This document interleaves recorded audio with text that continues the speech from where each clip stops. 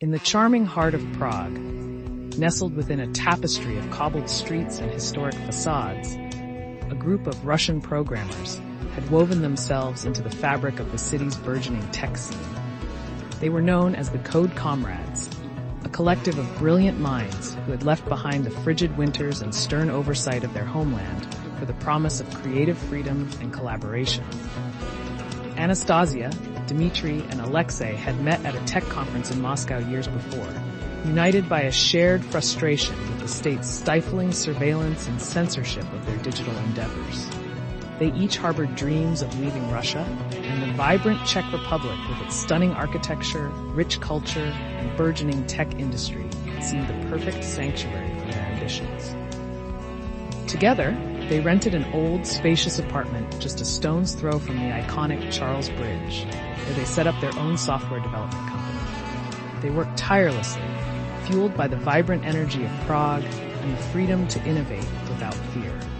Their startup quickly gained traction, carving out a niche in designing cutting-edge cybersecurity solutions. One crisp February morning, as the city stirred from slumber and the golden rays of dawn illuminated the spires of Prague Castle, the group gathered in their shared living space, converted into a makeshift office. The usual chatter of keystrokes and coffee sips was overshadowed by a tense silence, as the television broadcast news that would shatter the sanctuary they had found in this faraway land. Russia had started a war. Anastasia's hand trembled as she muted the broadcast, her eyes wide with disbelief. Dmitry's face paled, and Alexei let out a slow, heavy sigh, the weight of their collective realization settling upon them. The war, a ghastly specter from their homeland, had reached out with its icy fingers, seeking to drag them back into a reality they feared. Overnight, their Russian passports transformed from symbols of origin into burdens that carried the potential for suspicion, prejudice, and a slew of bureaucratic nightmares. "You can't go back," Anastasia said firmly, breaking the silence. "It's no longer safe, and we might be conscripted, or worse, jailed for our previous protests against the government." Dmitry nodded in agreement, his thoughts wandering to his family back in Moscow, their faces now entwined with worry. "But staying here might not be easy either," he murmured. "We might face resentment or become pawns in a political game we wanted no part of."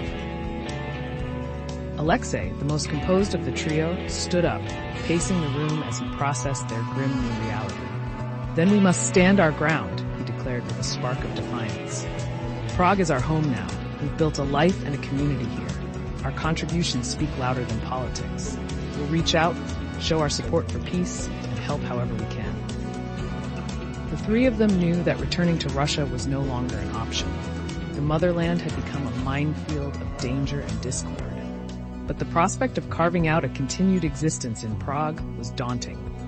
They felt like digital nomads caught in an analog war, a war of borders and nationalism, so at odds with the borderless realm of code and data where they found solace. As the days unfolded, the Comrades rallied, offering their technical expertise to local NGOs, building encrypted communication tools for journalists, and creating platforms to aid refugees. They leaned on their adopted community, finding solace and support from their Czech peers who saw them for their humanity, not their nationality.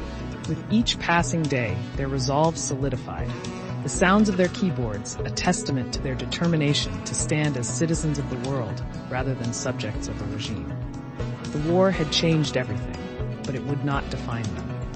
In the streets of Prague, within the shadows of history, and among new friends and allies, they would continue to write their own story, one line of code